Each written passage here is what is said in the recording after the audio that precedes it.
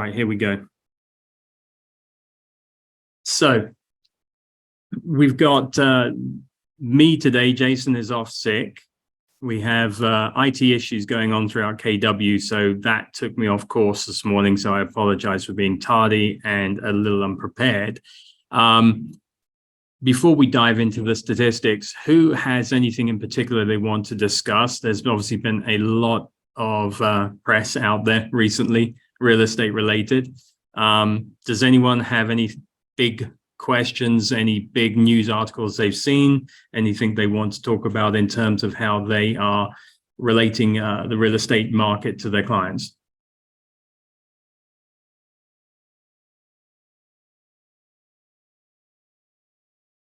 No? I would want to talk about maybe the government shutting down and that video that Wiseman shared. Yeah. So yeah, I mean, what in particular about that? I mean, I've just never been in real estate when the government shut down, so I don't know what would happen. Okay, so it can impact, basically completion of loans. And I think at the end of that video, Seth Wiseman shared a stipulation to write into contracts. It's just being aware of timelines is the biggest thing. Obviously, we narrowly missed the or avoided the shutdown last time round. I think it extended for a month, if I believe the data. Really, it's just a case of your timelines could be impacted. Certain types of loans are not going to close, anything sort of federally backed. Really, delays is what you have to take into account. Beyond that, you don't really have any control other than being up to date on the news. The best advice I could give is in those situations, speak directly with your lender. If you're under contract, go to the loan officer and ask how you're impacted, what steps you need to take. If you're about to go under contract as you're drafting, the offer pack, at that point, I would speak with the lender and or one of our alliance attorneys or team leaders, brokers, and just get the latest stipulation. It's really just be aware of it. Does anyone else have anything to add to that?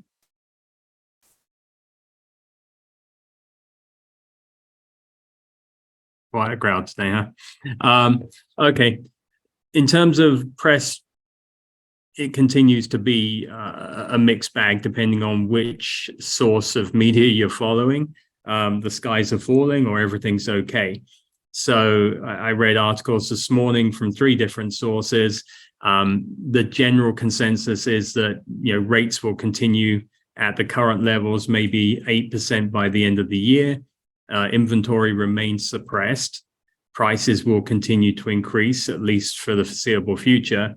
As we go through 2024, we might see an easing on rates. And I think the prediction is for basically low 6s by the end of next year, maybe even slightly lower than that. There was an article with the CEO from Redfin talking in terms of at some point there has to be a breaking point. Obviously, suppressed resale, figures mean that there isn't enough inventory. That has pushed new home sales up slightly over the past quarter. We've recovered any slight dip in prices that happened at the beginning of the year. A lot of people are now facing or feel that they are priced out of the market. And I think actually the general belief, the percentage of Americans who do not believe they will be homeowners has increased. So in certain groups, people are now thinking in terms of they will never own a property. The American dream is gone. How are you communicating all of this to your clients and explaining that there is still opportunity out there? There are still houses to be found. There are still deals to be made. Has anyone had success in explaining how to navigate the market in particular? Coping with, for example, buyer burnout. People not wanting to get into multiple offers. They've come off the market. They're waiting for rates to come down. How are you tackling that?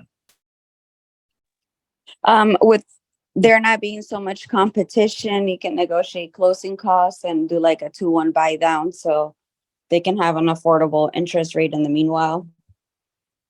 That's good. In terms of pricing properties, the thing that I found success in is if you are looking at listings for buyers, anything that's sat on the market, I think it's fair to say, we're in a 30, 45 day market for most properties. It's not flying off the shelf if it's priced, slightly above market or at market.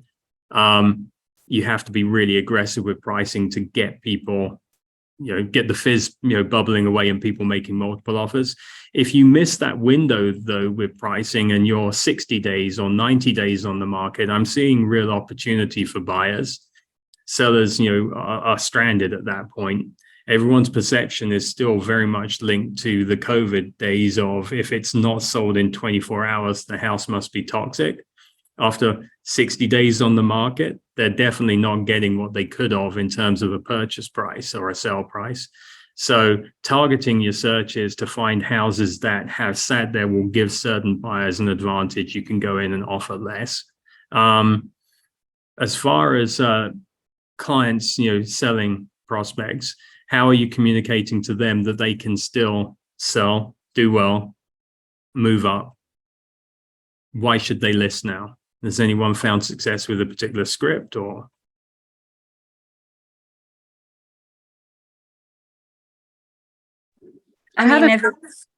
Sorry, go ahead. No, you go.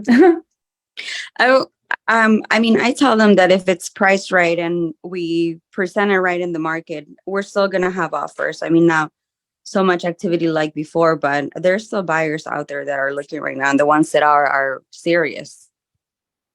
Yeah. So, and in terms of what they can expect to buy, how are you communicating that? Because I think there's a lot of fear. A lot of people are leaving, an interest rate of 5% or less and facing, maybe even 8% as an interest rate. So how are you overcoming that?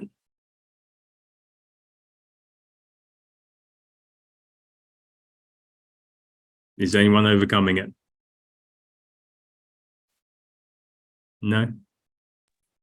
I'm telling people that I'm not using the language when interest rates decrease because we don't have a crystal ball, but I am telling them it's best to negotiate the price of homes now and or get the 2-1 buy down versus waiting for rates to come down. So buying now is an overall better sale or better buy than attempting to wait for the interest rates to decrease. And homes are continuing to appreciate.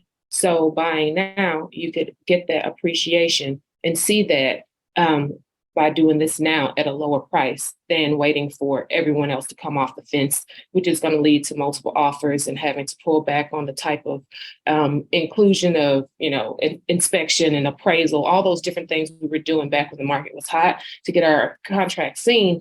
We may be going back to that type of market. So let's not have to compete on that level right now. I think it's a good practice to talk in terms of what are we certain about? We're certain about what's happening right now. What can we actually, address and respond to? Well, the state of the market right now. What can we assume will happen? Well, that's where you lean on where the economic, forecasts are projecting. We're not going to have an oversupply of inventory for the foreseeable future. So supply is going to continue to be restricted. House prices, as Mika just said, will most likely, I can't promise, but continue to increase. Anything you buy this month, if you go 12 months down the line, is going to cost you more. Will the interest rates have fluctuated enough to make that difference, not matter? Probably not, but we can't predict it. We know what we know now. I think it's just having the data to project. Has anyone seen or does anyone remember the chart that was shared by Heart of Atlanta for not the last, but the preceding quarterly market update, state of the market? There's the one about locking in your debt service. If you buy a house today and you lock your rate in at 7% versus if you buy the house in a year's time and what you have to pay for that same property. It just demonstrates that you can grow equity and that the best time, as Gary Keller says, to buy the right piece of real estate is now. So there's always a counter to any fear out there. It's not easy to overcome. What else in the press? Has anyone else seen anything that they are particularly concerned about, or are they hearing anything from their clients? I've had probably in the past week, 3 people ask me if this is 2008 all over again. So there's still some misunderstanding out there about what we have in our market nationally, and also some general confusion as to interest rates, when in fact we have what are historic average rates. They're not terrible interest rates. You know, anyone that's been in the market 20, 30 years will have had 15+%. So is anyone hearing that type of objection? You know, well, we're going to wait for the crash. Well, Alice, I've been kind of reteaching my clients about interest rates and how to move and move now. And just as soon as I get at least one of my clients to move, they come across a house where the commission is 0%, because that seller has seen the news with the lawsuits and all that stuff. Of course, not we don't set commissions. At the same time, I had to have that conversation with my clients that you will be responsible for my commission. And so now it's like they're withdrawing all again, like from buying, because even though we're not sure what the lawsuit or where we go from here, some sellers are taking action now. Yeah. And now they have to calculate interest rates. They have to calculate compensation for buyer agents. And so I'm not sure if anybody else has seen that, but it's here. Yeah, it's here. So the interesting thing is the settlements certainly make for great headlines. They make realtors seem like the evil empire. Everything is the skies are falling. There are going to be, over the course of the next 12, 24 months, you will see some 0% co-op fee listings. But keep in mind, for our MLS systems, we've always been able to do that. So there's nothing new. And Jason, it's a shame he's not on here, but he was talking about in 2021, Matt at the Cobb Market Center shared a listing with a 0% co-op. So it's been out there. Kelly Chauncey at Buckhead has made the point that their coaching, in particular, when they're dealing with buyer brokerage agreements, is that you protect your commission, and you do explain that if there is a deficit between the amount you agree, 3%, and what is payable in MLS, you will ask the buyers to pay that. I think historically, I'm guilty of this as well. There's been a tendency to, on the odd occasion, a listing is listed with 2.5 or even 2%. You look at it in terms of a business decision. I'll take the hit, I'll make the deal, I'll move on. And you don't worry your client with it. That's okay if it's few and far between. If it becomes the norm, so throughout COVID, we started to see the slide. Mark Spain jumped on first and started offering 2.75, 2.5, 2.25, 2, and then 1.75 co-ops, and others followed.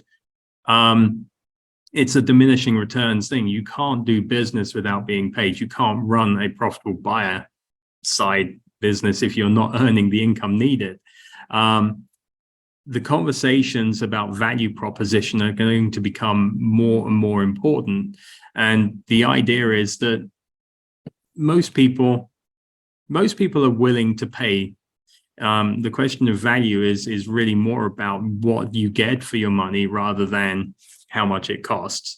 There's every sort of form of cliche and joke about you can afford a $6 pair of scissors, but I wouldn't advise you to cut your own hair. You don't perform surgery on yourself. You go to an accountant, you go to an attorney for the specific needs you have. Real estate is a profession. We deal with hundreds of thousands of dollars of money, and we deal with investments that impact people's lives generationally. So we have value. The people out there that are practicing real estate as a profession and treating their clients, their customers as clients rather than transactions, those are the people that are going to be able to explain a value proposition that warrants being paid for service. Interestingly, I've been having conversations with KW UK, the United Kingdom, because the model over there has never been for representation. Estate agents used to put listings in the shop window and now on a couple of large, aggregator sites. They don't really represent the seller or the buyer. They're more of an avenue for negotiation. And the industry is not regulated, or at least wasn't in the way that we are specifically in Georgia. So you could get away with things. There are all these great words for awful things, gazumping, where, effectively an estate agent would negotiate a deal and then they go and get a better deal and just cancel a contract, and they keep switching back and forth until they got the price they wanted. Those sort of things are disappearing. But in the UK, KW agents are now being paid via representation fees because they're able to communicate to a client base that has never had to pay for representation the value of paying me to help you with a contract on your next home purchase. I think if you don't have your elevator pitch and the deeper explanation, that's something you should be practicing. I don't think that suddenly every listing in MLS is going to have a 0 beside it. I think a lot of conversations with listing agents, and tell me if you disagree, between the listing agent and their clients will include language along the lines of, we're wanting to present your property to the widest possible audience, the most possible buyers. We're wanting to generate enough interest to build multiple offers and get you the best possible terms. If we limit the buyer co-op, the buyer brokerage co-op fee, we're removing potentially some of your buyer pool. We could actually end up with a lesser result by cutting out the buyer's agent. And, historically, I think we're in the high 90s for how many people are actually represented on a purchase. It's in the 90% range. I think the reality of it is that sellers aren't going to cut out buyer agents immediately. There will be pressure. I think you are going to have, rather than face 0% co-op fees, you are more regularly going to have to face reduced co-op fees. So, we already saw it throughout COVID. We've seen it where listing agents really aren't fighting their corner. If they give up on their commission at the beginning, they're trying to pass that on and not take the full hit. I think having an explanation of why you are worth that extra dollar, it's fundamental to your business. You're not going to be able to practice without being able to get over that. Will there ever be a time where you should take a lesser commission? Yeah, there are always business decisions to be made. If you have a situation where you have repeat clients that refer a huge amount of business to you, then yeah, you might choose to do it. But in most cases, you need to be ready to have that conversation. I think there will be ways as we move deeper into these changes where all manner of things can happen in the next couple of years. Lenders will probably look at how they work with us, because they're going to want to protect this income stream as well. I think there will be ways to finance in co-op fees eventually, but right now it's coming down to a conversation with your seller as to why they would pay a full commission, shall we say, and then with your buyers as to why they should seek it. One point I think Seth Wiseman made in his presentation was, do you explain to the buyers that in certain situations, my expectation is a 3% side for representing you. If we don't get 3% through the MLS and through the, from the seller, then there is a shortfall. I would look to you to pay it, or I can not show you a 2% co-op listing. Would you prefer I do not show these to you? And you get the buyer to agree right at the outset. Maybe fear of missing out will prevent them from doing that. Has anyone had to have this conversation yet? Like, Hubert, have you literally had that conversation, or? Well, I mean, I since the GAR contract changes, for like over the last 2-3 years, I've always had the conversation, but very rarely have I actually have to use it. And so now I'm having to use it, and that conversation looks a lot different when you're coupling that in addition to interest rates and just the general consumer confidence right now, it's challenging. It's definitely challenging.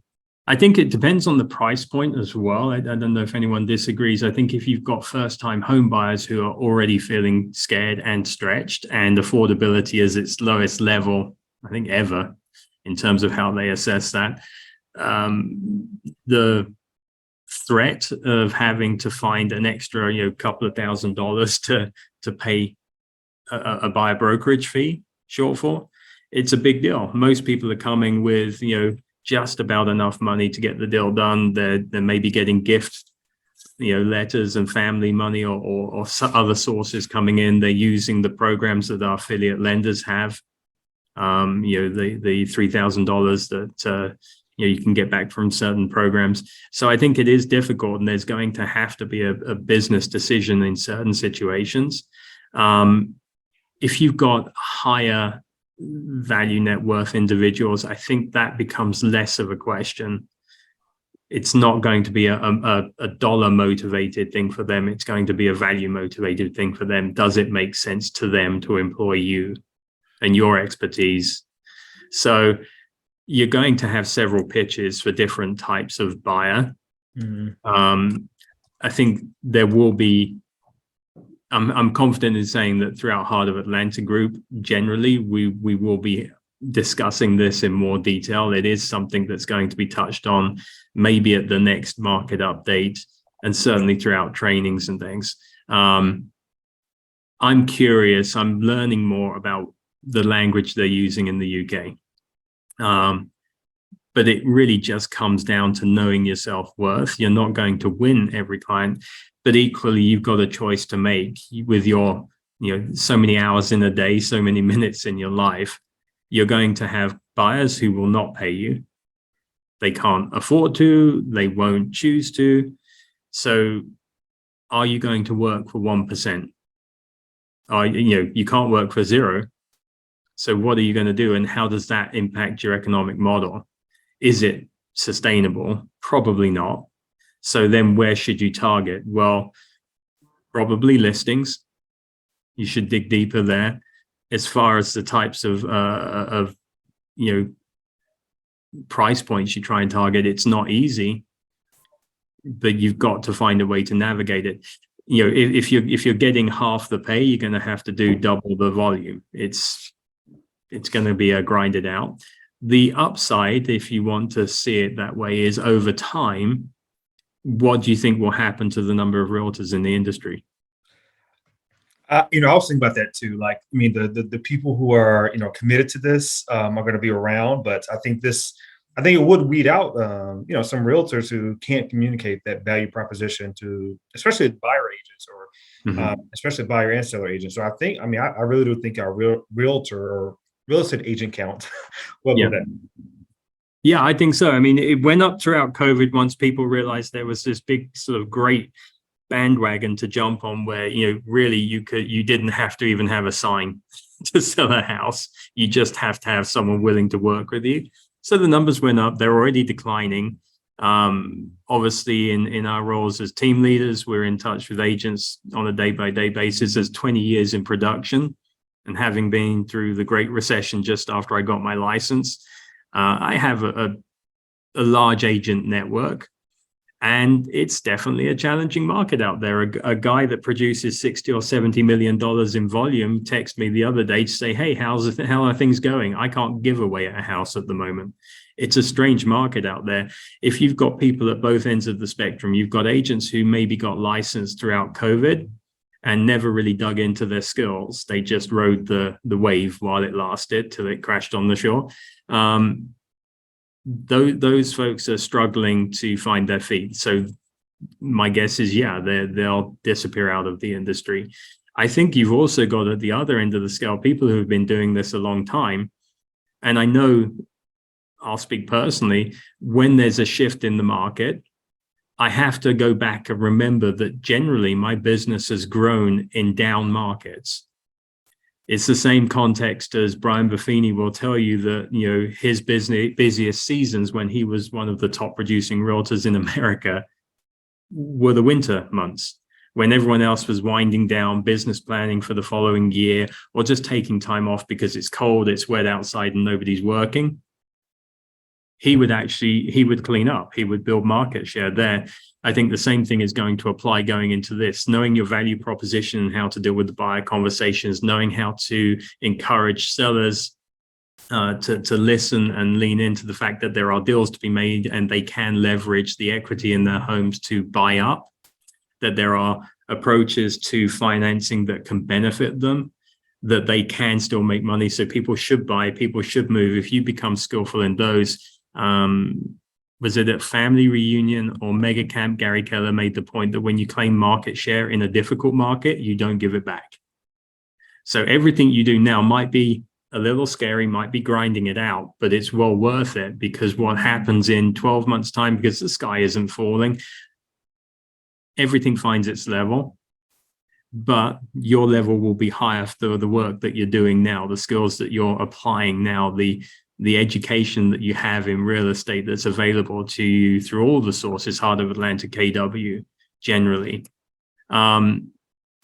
You're going to go into a year where you grow versus the agents who are leaving and being eked out. I think there will be different models available for real estate over the years. There is always something new. I can remember coming out of the recession, so 2009, 2010, 11, when things started to shift and gradually improve. And there were a lot of companies, we called them ready to sell. Every single listing on the market looked the same. They were all painted that magnolia color that was popular at the time, sort of very sort of beigey color. Houses were basically beige carpet, beige walls, neat and tidy, not the best work, but there were companies that were prepping houses for the market and selling, and they had various models, whether they were the actual listing agents or whether they were simply providing a service for listing agents. As an individual agent, still relatively new in my career, it was a bit daunting, because my first thought was, how am I supposed to compete with that? I don't have the funds. I don't have the money to give my clients $10,000 to put into their house to get it ready for the market. And when I thought about it, it was that you look at the market share, they're not everything. They weren't selling every house. I still had a network. We still found ways to move forward, and you still grow. Then it was iBuyers coming, and we're all going to be made obsolete because Amazon will let you push a button to buy a house. Once again, you know, iBuyers have increased their share of the market, but they're not the dominant force. So there is always, in my view, a space for true professional consultancy. And that goes to your value proposition as well. It really is a case of you have to be the expert, just in the same way that you look at a real AVM valuation, a Zillow valuation, or wherever you get it from. You may know the actual truth of a local market more than the data can point to. You may know the saleability of a particular property or the value for your buyer in purchasing a particular property based on other factors that are just not available to the national systems or the international systems and computer, data generally. I think there's a space for you. I don't think you'll have as much competition in 12 months' time. The agent count will be down. In 12 months' time, interest rates will hopefully be down slightly. Maybe prices have leveled out rather than, crashing around us. I don't think that's going to happen. Really, it's about how you prep your business. It's making the adjustments now. So you're in business planning season. Maybe it's, allowing that you may not have, you can't just assume a 3% side. I don't know if anyone does their planning on that basis. I always kind of discounted, knowing there would be the odd deal I had to discount just to get done, and I could make a decision. But in saying that, I'm not saying you should plan your business around 1% co-ops. It doesn't work. This is a great business, but it does take a lot to do it professionally, and you should be compensated. And when you do it well, your clients benefit, and over years, they'll come back to you and thank you for the wealth you've helped them to build in property. So who's got any other thoughts on that? I mean, is anyone terrified? Is there anything that would be particularly helpful?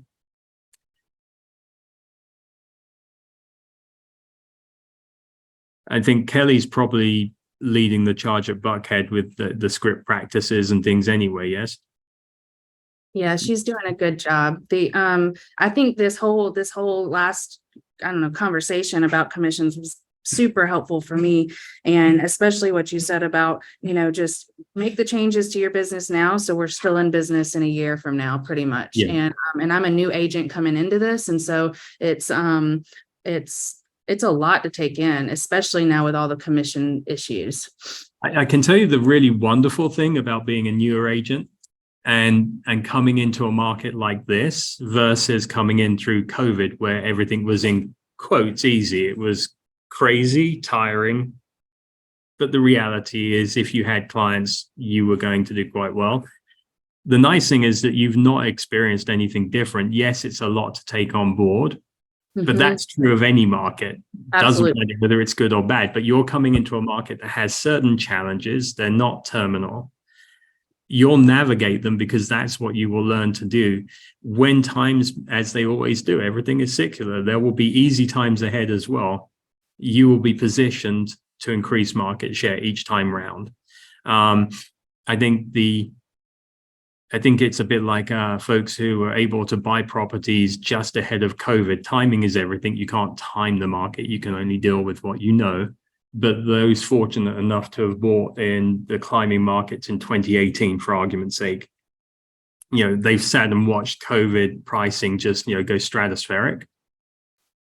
That's good. So everything you learn now is going to set you in good stead for a strong, easier market at some point in the next 5 years. You'll be really booming along. And I think for our newer agents at Midtown with our coaching program, there is a process that you go through. You are intentional about your work. You follow your lead generation schedule. You learn your script and you repeat it over and over. Shift style. It's the dominoes. We see the newer agents going out there and winning business because they're not focusing on what they can't control. They're not focusing on fear or scarcity. They're focusing on a process that works. So that was that. We can scan through the stats if everyone's cool with that. Yeah. Okay. So these are coming out in the order that they come out. Then they were sent to me this way. Okay. So Douglas, new listings down, closed sales down slightly, actually 25% down. Median sales price up. So there you go. 20 days on the market is the average. That's gone up slightly. 3.3 months supply in Douglas. That's not bad. Where have we got? Henry County. Let's skip too far. Do you want me to list all of these, or should we just scroll through? Cognizant of you guys having time. Let's get to some of the more local. Okay, so Cobb County listings are down 22.9%, closed sales down 25%. Still more listings on the market than closed sales, so that's useful. Sales price median is up again, 1.3%, and days on the market still 11, and month supply 1.9. So this points to being the economic expert for your local area and knowing specific markets, because on a national scale, the detail gets lost and blurred.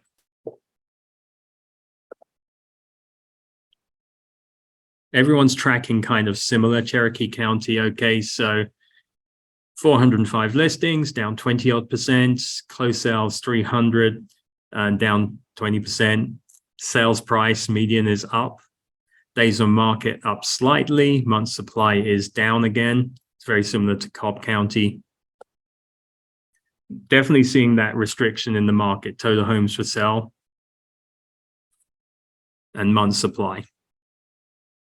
Stable in Fordham County. So again, new listings only down 6.13% and closed sales down 21%.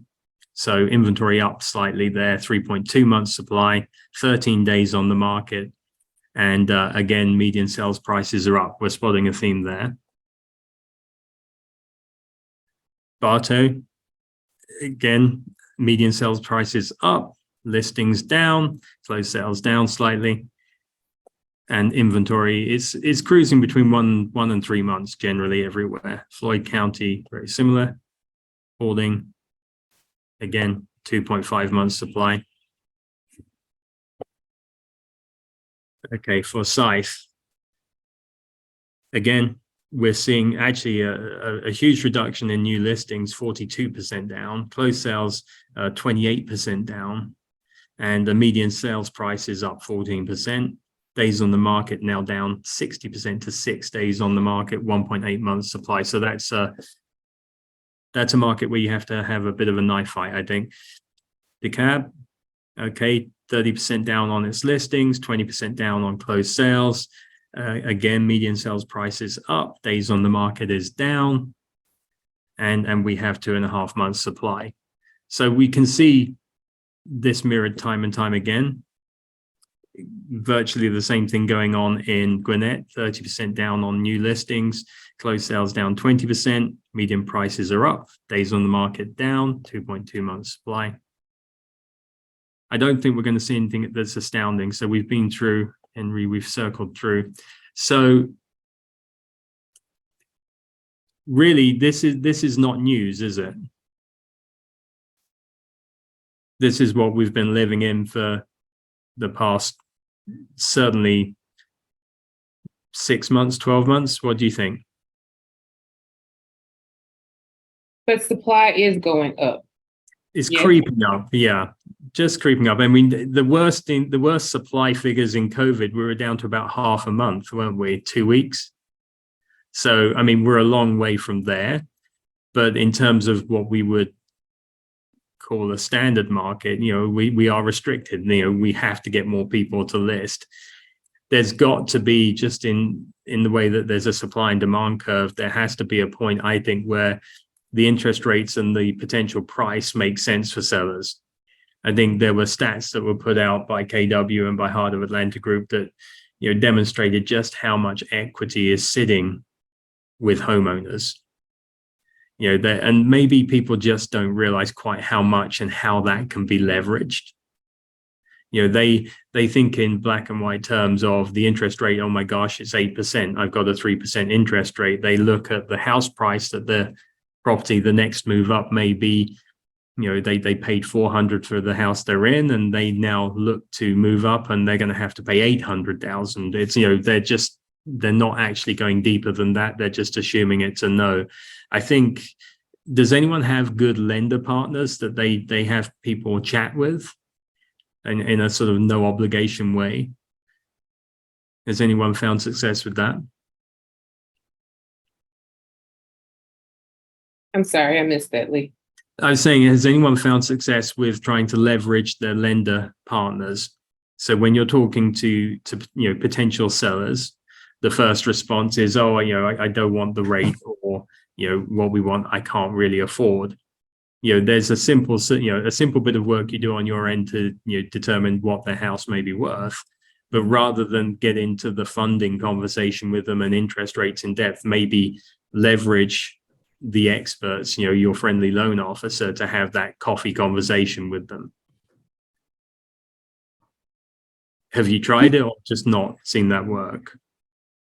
We definitely do. On RPM, we've got several great lenders. As a matter of fact, one of the lenders talked about his 2-1 buy down program, which of course was a little stronger a few months ago. Well, now, of course, it's back. And one of our newer agents used it and got an appointment with it. So it's definitely helpful to have strong lender partners working with you. Yeah, I think it also helps to have, in quotes, a third party, because as a listing agent, you can appear to be self-serving. If you're trying to counter every question they have with a yes, but it's okay, because I think it helps for them to have a conversation with someone outside of you. I think a good lender partner will help move things along, even if it's not instantly. Right. True. And it's leveraging the extra follow-up. So it's not always you that's, you know, hammering away at a potential seller. I always tee things up with my lenders before I send someone their way. I think if you make it a warm introduction and you explain the basis of where you're coming from, if it's someone that's in your network or in your sphere already, someone you've worked with before, that's a little easier, I appreciate. But even if it's someone you've just met and you're just beginning the conversation, to your point, they can help move things along. And they're out there. I mean, the reality is the closed sales are down 20-30%. They're feeling this as much as we are. I think we have to have that there's a couple of points to that. Firstly, that they're willing to do the work to help you bring in the new business. They're willing to be a partner. So I think there's a resource there. They're looking at a slightly different model than we are, because we earn, our subject to our value proposition conversation, we earn our 3% on the purchase price when we're representing buyers. What the lenders are seeing are that because of interest rates, their average buyer is now spending less on the house, and obviously that impacts the size of loan and therefore their earnings. So they're struggling on both supply and the actual value, the income. So again, they're going to be willing to help you boost your business in whatever way they can. As far as anything else goes, I think it's really a case of the last quarter is underway. Everything's to play for. You have, a heads up on what's coming down the line at some point. Some people are already having the conversations about commissions. I think the main thing to remember is that you're a trained professional, that you have value, that you deliver, everything from excellent client service through to true insight into the market that, a buyer or seller does not have. I think it's some of the best conversations I've had, and to be fair, this is after you've been going a while, but if you've sold 10 houses over the course of a year, which is good, but if you've sold 10 houses, that puts you far, far ahead in terms of market knowledge than most sellers and buyers, because they don't transact 10 properties a year. By the time you've been going a few years and you've got a good number under your belt, I'm well into my hundreds and hundreds, you have your status is kind of rubber stamped, but you have to begin the process by being as well trained as you can be, by being as in touch with this sort of data. It needs to flow. When you're having a conversation, you need to be able to recall the relevant information in a conversational way, and it just stamps your authority on the conversation without it being confrontational. I think if you can do that, that's going to ease the value conversation in terms of, buyer commission shortfalls. Again, don't think that we're going to suddenly see everybody with zero by their co-op fees. I think most people will still be offering the 3% to get traffic in, at least for a while. Does anyone have any other questions? Before we wrap this up, we might wrap up a bit early. As I say, we're usually a 2-person team. Can we go back to the lender conversation for a minute? Because, of course. So how exactly, if I'm working with a seller, who would leveraging a lender partnership benefit that, or just buyers? I'm a little confused. I'm thinking more in terms of the buyers. I mean, leveraging a lender partnership with a seller, they will help you in terms of, so for the buyer side, it's the obvious thing. They can help move the conversation along with the buyer. They can help bring the buyer to the market. Okay. And it's just leverage. It means you're not constantly having to do all of the follow-up, all of the contact. For a seller, they are more than happy to partner with you on listings. Obviously, the idea of a listing is that it provides multiple sources of potential income for you. So the obvious one is an open house. Okay. In terms of keeping you can meet new buyers that way, obviously, is the goal. In terms of a seller, though, and keeping them happy, it's a broker caravan, the agent only events. The lenders will work with you on both of those. They are able and willing to invest some marketing money to help you present those in order to, to have a crack at meeting new realtors and to obtaining new buyers. So they will put together the information for an open house. They will put together information on their rates and special programs and all of the things going on that are actually branded to you. So if you think in the context of just not having to do all of the work yourself and not having to pay for all of the work, they're valuable. They are partners. They are just that. The reason that they see value in being alliance partners and paying for space in our offices is they want to be around you. They want to be in conversations with agents. That's how they get the main source of their business. If you put it in the context of everything is relationship driven. So if you are meeting a new client, doesn't matter if it's a buyer or a seller, if you're meeting someone for the first time, but they are referred to you by a mutual friend, and the mutual friend has teed things up with, you need to work with this person, they're great, they're an expert in the market, they take great care, we work with them. You pretty much know walking into that conversation, you're going to come out with a new client, with a new potential piece of business. The lenders love warm introductions in the same way. So when I work with a lender, whether it's, having them partner with a seller to present the listing, they're obviously hoping most sellers are going to go on and buy something. They don't just vanish. So they're hoping to be part of the conversation with you. They're hoping that by helping me, I'm going to help them when we go to buy the seller's next house. I can connect them with a buyer. Again, they're helping bring it along. They want the warm introduction. So if you're introducing new buyers to them, you should work with Brandon at Shelter, Blake at Supreme, because they're excellent. They take care of you. They'll keep us posted. They're able to move quickly in a challenging market. They can help you present offers that are equivalent or as good as cash offers in terms of closing schedules. They want that warm introduction. They're more likely to close that business than their equivalent of a Zillow lead, where it takes nurturing over 12 months and the closing rate is less than 1%. They want the warm introduction. They want a relationship. They want to be your go-to. So yeah, they're willing to work with you on both sides. I think if you haven't had conversations with your affiliate lenders in your market centers, it's worth going to meet them. They'll be happy to take you for a coffee and sit down and talk about how they can help your business in particular and what areas you're targeting and what your initiatives are.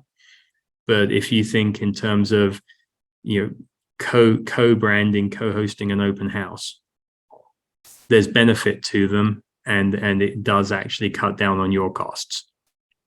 Super helpful. Thank you so much. I think look at it, everything that KW has is really, at its core, it's very simple. It's a process and it's a relationship. But yeah, the people in your office, the same thing applies, if you're thinking about bigger events, our affiliate attorneys, closing attorneys will be happy to sponsor certain things and help. They're really looking to build relationships with you as an agent that's going to grow a business. And, they want to be, what was the old cell phone thing, be in the 5. They want to be on that list of people that you refer business to. So they're not looking at the one open house or the one, buyer consult. They're looking at building a business, a pipeline with you.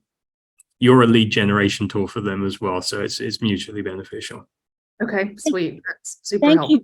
Thank you so much. This is a terrific industry update. I just wanted to ask if anyone would text me the contact. Oh, I see you're putting it in the chat. Thank you. To text me the contact information for the lenders you're having great experience with. Yeah, I mean, Brandon is amazing. I can tell you anecdotally that I had a question for him on a Sunday afternoon, like 6:00 in the evening, and he replied. Could you provide his contact information? Yeah, let me do that. You could text it to me after the meeting if you'd like. Yeah. I put my phone number in the Yeah, chat. no problem. I will text you. Or I tell you what, if anyone wants the introduction, so Midtown. If anyone wants the Midtown intro, if you'll text me, then I'll personally introduce you to them. They're always looking to meet the agents. And like I say, if you book a half-hour coffee with them, go for a chat. I think you'll be wonderful. surprised. What we tend to find is when we get obviously all of our affiliate lenders and our attorneys, they present at sales meetings, which are a great source of information. You know, we try very hard that you can walk away from a sales meeting with something you can use that day, and they add value definitely. 2-1 buy downs. It's been mentioned so many times in this call. But if you can get a one-on-one or 3 or 4 of you meet with a lender, what happens is an impromptu mastermind. And so it digs in deeper. It becomes even more sort of personally useful because you'll be sitting there and the conversation will inevitably lead to, well, I had this situation. And that's where the magic really happens. So I would say definitely reach out to our affiliates and our alliance partners. They're there to help us. And What number could I text you for an introduction? The best number for me, I'll put it in the chat as well, is 404. Okay. 404 80. I can't type 803 9753. There you go. And my email address is there. So anyone that would like to be introduced, and what I'll do, because I'm a very fair person, is I'll introduce you to Shelter and Supreme, our Midtown Alliance lenders. And both of them, just to give you the heads up, both of them can do amazing things. And I give you one last story before we go. So Supreme in particular has a rescue package. They can close a conventional loan in 8 days in an emergency. All of them can do 12 days or less. And I had a conversation as a listing agent the other day where the buyer presented an offer that was, actually pretty good, but I had concerns. I'd never heard of the lender. And again, 20 years in that particular market, never heard of the lender. I went so far as to, when I present an offer, my lenders, Brandon, Blake, they will immediately contact the listing agent and explain why they should pick us. These clients are great. They're so excited. We've got them handled. We can close this easily. And they do these extra steps to make the listing agent feel comfortable. The lender in this situation did not respond. The closing attorneys responded. The buyer's agent responded. Nothing from the lender. It also followed a conversation where the lender had explained to my co-list agent that they'd put I think it was a 21-day financing contingency and a 30-day close because they, quote, did not like to rush. Did not set the world on fire. They're kind of doing a disservice to their buyers at that point because it really nearly cost them the deal. And they had to tighten up a lot. Even when we went under contract, they're not responding. I know with the lenders that I work with Brandon, with Blake, you're never going to be chasing them. Just the same as with a Kelly Sorahan at Midtown, you're not going to be chasing them for updates on how the closing prep is coming along. They're always going to be one step ahead of you because they should be, because it's their job. Makes your job easier as the hub of everything to facilitate things. So oh, I'm sorry. No. My apologies. Go ahead. No, so I was just saying, like, the lenders' choice of lenders are very important. But yeah, Blake and is Supreme, and Brandon at Shelter, definitely very, very good resources. Melissa at Supreme as well. Sorry, I didn't mean to interrupt. What were you going to ask? I was just going to say, I would absolutely love to do a little coffee mastermind with your great lenders and a couple of other agents to talk about some hacks and conversations with sellers who are having difficulty with buyer resistance and buyers who are feeling priced out of the market. What are some resources that how could we make the introduction? What products and hacks do they have that we could just mention to our clients or potential clients and then put them in touch with the lenders to flesh out the resources and options to Yeah. make what seems impossible possible. Yeah, and I think the nice thing is they can customize things to your needs. At any given point in time, any given market, the lenders have an approach they're using. They have the conversation over and over and over again, more times than we do.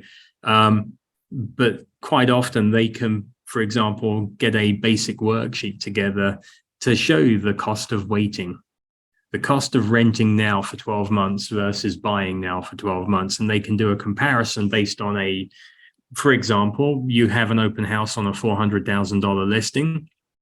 They can give you a worked example that will tell you this is what the loan is today. These are some of the options that we have open to get the percentage down, the interest rate down, or the payment down, versus the cost of renting and the cost of waiting. They can do a side-by-side comparison for your open house so that buyers coming through can get information that will register with them.